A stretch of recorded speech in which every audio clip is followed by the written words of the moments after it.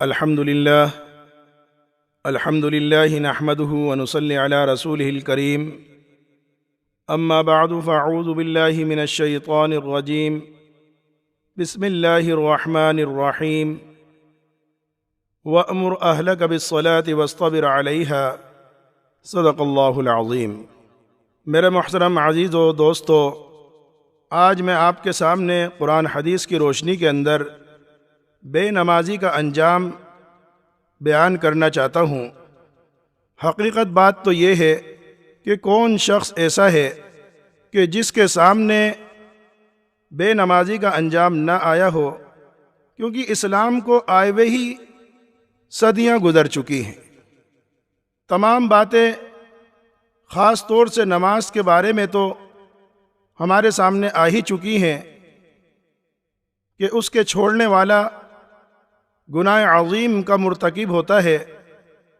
اور اللہ تعالیٰ کی ناراضگی کا مستحق ہو جاتا ہے۔ لیکن ہم نے اپنے اندر یہ سوچ رکھ رکھی ہے کہ شاید ہمیں اطمینان اور سکون کہیں اور سے بھی حاصل ہو جائے۔ ضروری نہیں کہ ہم نماز کی پابندی کریں، نماز کو ادا کریں اپنے وقتوں کے اندر، تو ہم بآسانی نمازیں چھوڑ دیتے ہیں اور دوسری جگہ سکون اور اطمینان حاصل کرنے کی کوششوں کے اندر لگ جاتے ہیں۔ میرے محترم عزیز و دوستو، ذرا یہ تو بتلاؤ کہ جس نے تمام کائنات کو پیدا کیا، آسمان و زمین کو پیدا کرنے والا وہ اللہ، اور جس نے آپ اور ہم سب کو پیدا کیا، جب وہی یہ بات کہہ رہا ہے اور اگر تم نے میری عبادت سے منہ پھیرا، میں تمہاری محتاجگی کو دور نہ کروں گا، تمہیں پریشانی کے اندر مبتلا کر دوں گا، یعنی تمہیں کہیں سکون اور اطمینان نہیں ملے گا، تو میرے عزیزو ذرا فیصلہ تو کرو کہ ہم نماز کو چھوڑ کر کس طریقے سے اطمینان اور سکون حاصل کر سکتے ہیں۔ ترمذی اور ابن ماجہ کے اندر روایت ہے، ابو ہریرہ رضی اللہ تعالی عنہ کی، فرماتے ہیں کہ رسول اللہ صلی اللہ علیہ وسلم نے ارشاد فرمایا کہ اللہ ارشاد فرماتا ہے کہ اے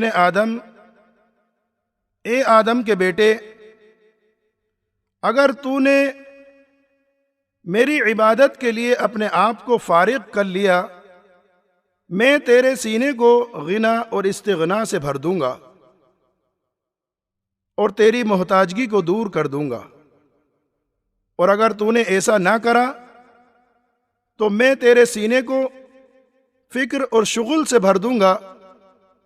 اور محتاجگی بھی دور نہ کروں گا۔ تو میرے عزیزو، جب اللہ ہی یہ ارشاد فرما رہا ہے کہ اگر تو نے میری عبادت سے منہ پھیر لیا تو میں تمام چیزوں کے اندر تجھے مشغول کر کے پریشان کر دوں گا، یعنی تجھے سکون اور اطمینان حاصل نہ ہوگا۔ جیسے تفسیر معارف القرآن کے اندر بھی ہے کہ اگر مال دولت آ بھی گئی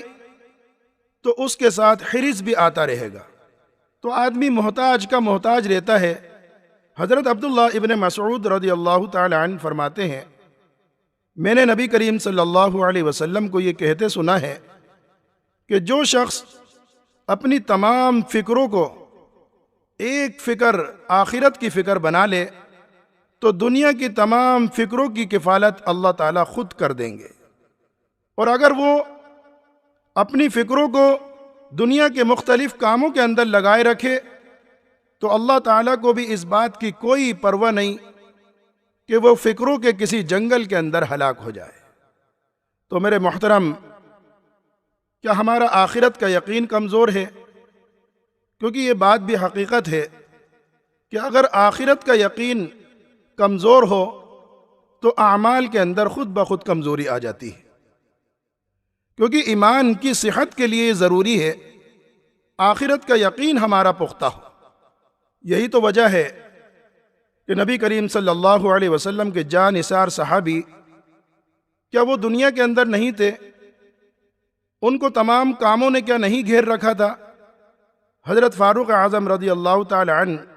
بادشاہ تھے اپنے وقت کے، حکومت کی ذمہ داری ان کے سپرد تھی،